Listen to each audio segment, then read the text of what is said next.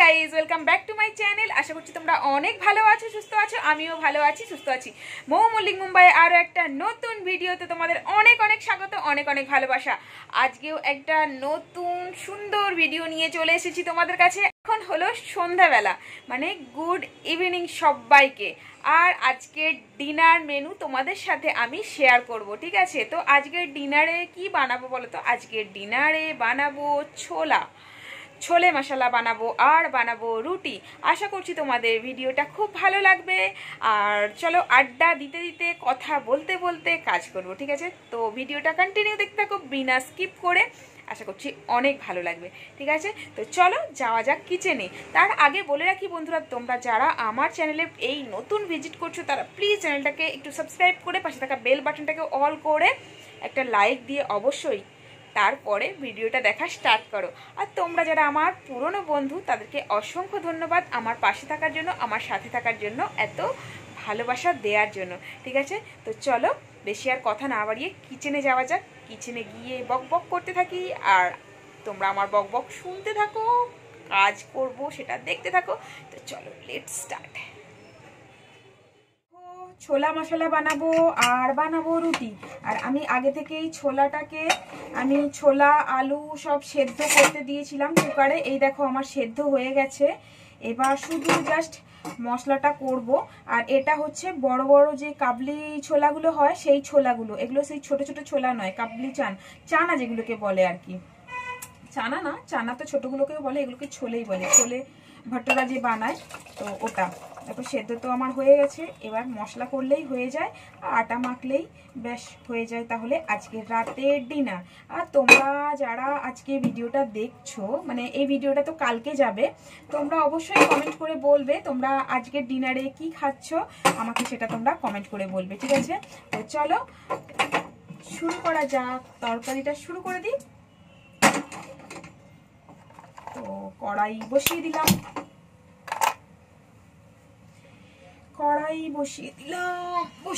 বসিয়ে দিলাম কড়াই। এবার আমি বেশি মশলা দিই না, ঠিক আছে? আমি ঘরোয়া মশলাটাই বেশি দিই। আর আজকে একটু বাইরের মশলা দেবো, ঠিক আছে? বাইরের মশলা বলতে ছোলে মশলা নিয়ে এসেছি, একটু ছোলে মশলা দেবো আজকে। না হলে আমি পেঁয়াজ আদা রসুন পেস্ট আর টমেটো পেস্ট এইসব দিয়েই করে ফেলি। আজকে ভাবলাম চলো একটু স্পাইসি টাইপের বানাবো, তো সেই জন্য, ঠিক আছে? আর প্রথমে এই তো বয়েল করে নিয়েছি। বয়েল করে নিলে কি হচ্ছে, কুকারে বয়েল করে নিলে অনেকটা সুবিধে হয়, তাড়াতাড়ি হয়ে যায়। চলো আমার কড়াই গরম হয়ে গেছে। এখানে আমি পেঁয়াজও কেটে রেখেছি, এই দেখো পেঁয়াজ কেটে রেখেছি। আর টমেটো আছে, টমেটো তো পেঁয়াজ ভাজতে ভাজতে কাটা হয়ে যাবে। আর আদা রসুনের পেস্টও আমার করা আছে। আর তোমরা তো জানো আমি ফরচুন ড্রাই তেল খাই। ফরচুন ড্রাই তেল সর্ষের তেলে না তরকারি বানালে যেন টেস্টি লাগে না।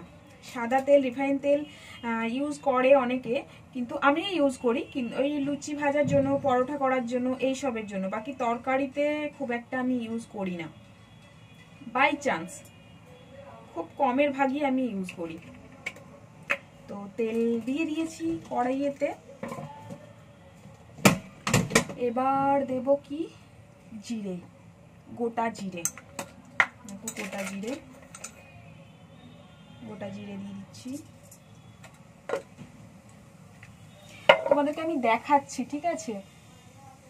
তোমাদেরকে আমি দেখাবো কিরকম মশলাটা কষছি। আগে সবকিছু দিয়ে দিই। তেজপাতা দিচ্ছি,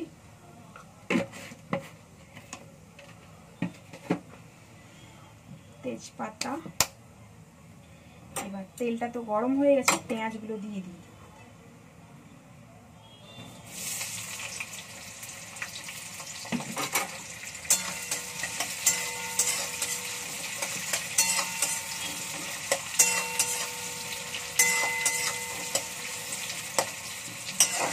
তোমাদেরকে দেখাচ্ছি একটু, তোমরা দেখো।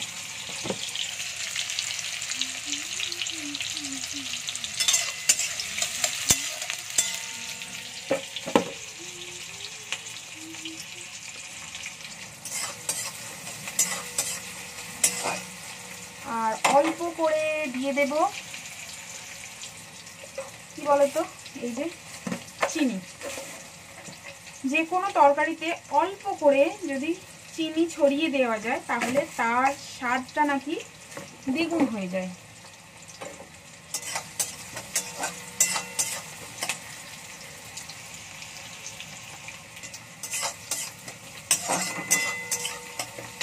এই তেলটা ছেটকালে না আমার খুব ভয় লাগে, আর আমার তেল ছেটকাতেই থাকে, মানে যতই আমি সাবধানের সাথে রান্না করি না কেন আমার এখানে ওখানে লাগতেই থাকে। কালকেই এখানটায় দেখো পুরো একদম পুড়ে গেছে, এখানটা মানে ছ্যাঁকা লেগে গেছে, এরকম ফোসকা হয়ে গেছে। তো এবার দিয়ে দিচ্ছি আদা রসুনের পেস্ট।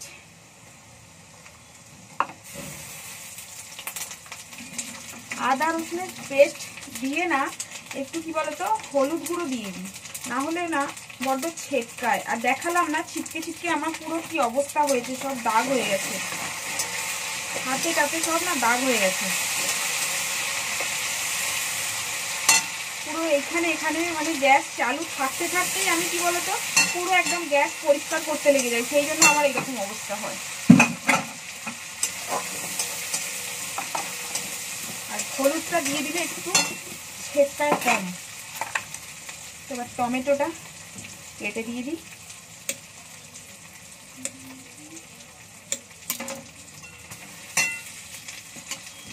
আর টমেটো দেওয়ার পর নুন একটু তো দিই, তোমরা সবাই জানো, যারা আমার ভিডিও রোজে দেখো তারা জানো যে টমেটো দেওয়ার পরেতেই একটু নুন দিয়ে দিই, কেননা টমেটোটা তাহলে গলে যায়। আর এই যে আমার স্পেশাল এভারেস্টের তিখালাল, এটা ছাড়া তো আমার সবজি হয়ই না, এটাই আমি ইউজ করি। এটা ঝাল কম হয় আর বেশ একটু কালারফুল লাগে, তো সেই জন্য আমি সব সময় এটা ইউজ করি। তোমাদেরকে দেখাচ্ছি আমি ব্যাক ক্যামেরায় কেমন কালারটা হচ্ছে, ঠিক আছে? ওয়েট করো, তোমরা দেখতে থাকো।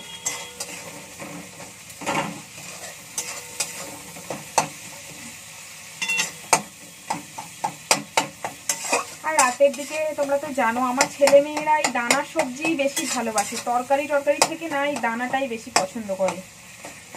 ছোলা কোথায়, ঘুগনি, মটর কড়াই, এই সমস্ত মিক্স কড়াই, তারপরে মুগ, গোটা যে মুগ কড়াই থাকে না ওই মুগ কড়াইগুলো, এইগুলোই বেশি পছন্দ করে আমার ছেলে মেয়েরা। এমনিতেই রুটি পরোটাটাই বেশি পছন্দ করে, তার সাথে তো এইটা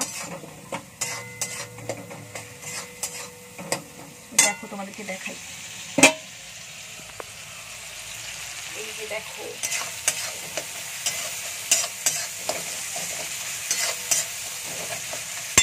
এবার চলো একটু ছোলে মশলা দিয়ে দিই।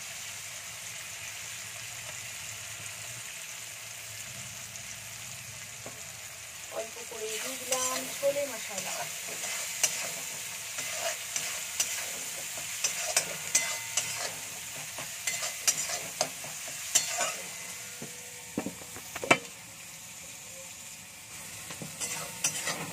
কার কার খেতে ভালো লাগে কমেন্ট করে কিন্তু বলবে, ঠিক আছে? কমেন্ট করে বলতে ভুলো না কার কার ভালো লাগে, ঠিক আছে?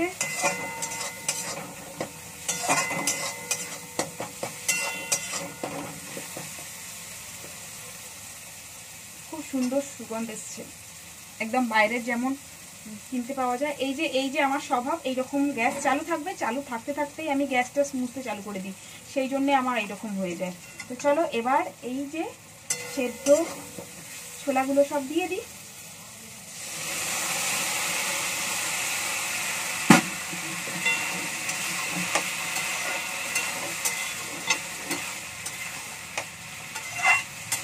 দিয়ে দিলাম। চাইলে গ্রেভিও তোমরা রাখতে পারো, আমি একটু গ্রেভি টাইপের করব, না হলে শুকনো শুকনোও রাখতে পারো, কোনো অসুবিধে নেই। তো আমি একটু গ্রেভি করব, একটু জল দিয়ে দেব। তো এই যে একটু জল দিয়ে দেব।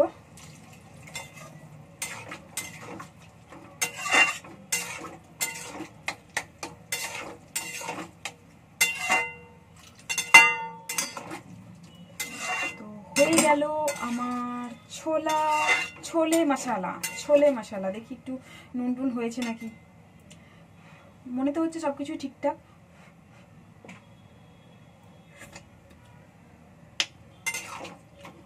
আমি তো বুঝতে পারছি ঠিকই হয়েছে, আমার মেয়েকে একটু চাখিয়ে দেখি, দেখ তো কেমন হয়েছে।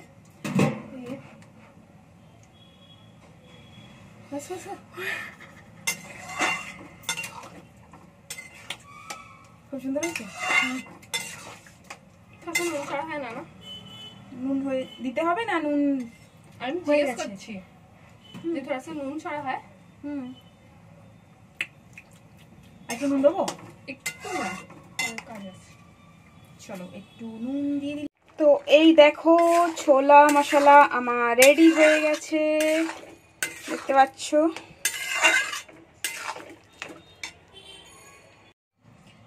তো দেখলে ছোলা মশলা রেডি আমার। এবার শুধু আটাটা মাখবো, রুটি করলেই ব্যাস ডিনার কমপ্লিট। চলো ঢেলে নিই এবার।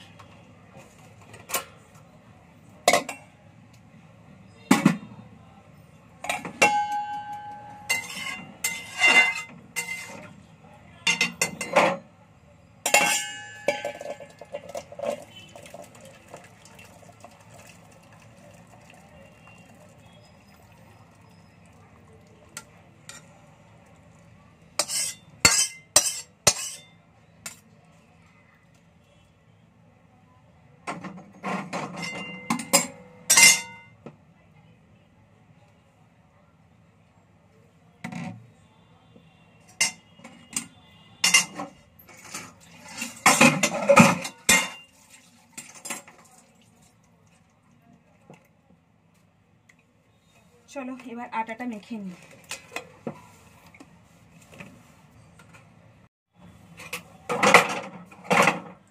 গ্যাসটাকে পরিষ্কার করে নিই।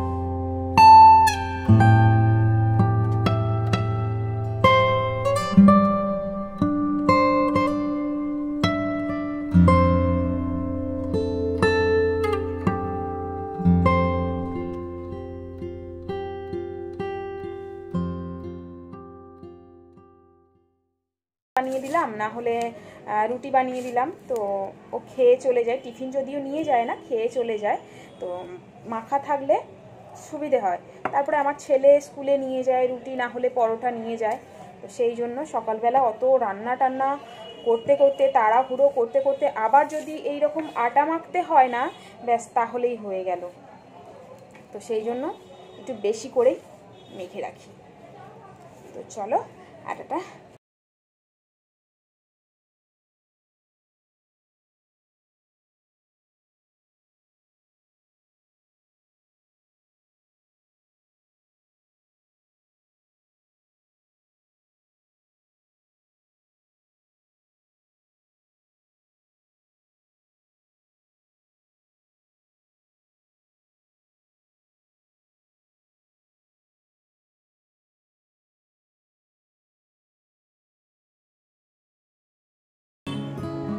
মুন্ডুটাই পুরো কেটে যাচ্ছে, মানে টেবিলে মাখছি তো, আর এইরকম করে বসে ঠিক জোর দেওয়া যায় না, বুঝতে পারলে? তো সেই জন্য দাঁড়িয়ে পড়লাম, দাঁড়িয়ে দেখছি মুন্ডুটাই কেটে যাচ্ছে।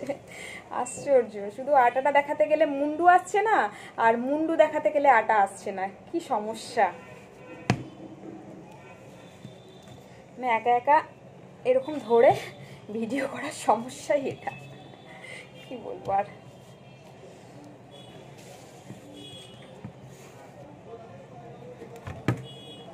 তো চলো, দাঁড়িয়ে দাঁড়িয়ে মাখতে হবে, কিছু করার নেই, বসে বসে চাপ পাচ্ছি না। আর আটা একটু না ভালো করে মাখা হলে না রুটিটাও শক্ত হয়, ভালো লাগবে না। রুটি শক্ত হলে ব্যাস, একে তো একটা দুটো করে রুটি খাওয়া, তার উপর ব্যাস।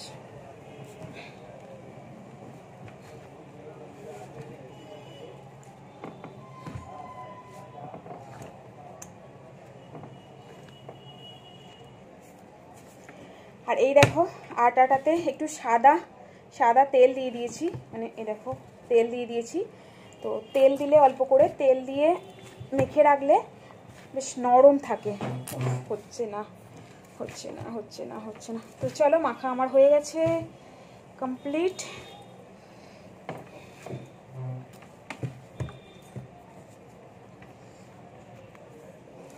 তো চলো, আমার আটা মাখা হয়ে গেছে, এবার এটাকে ঢাকা দিয়ে রেখে দিই।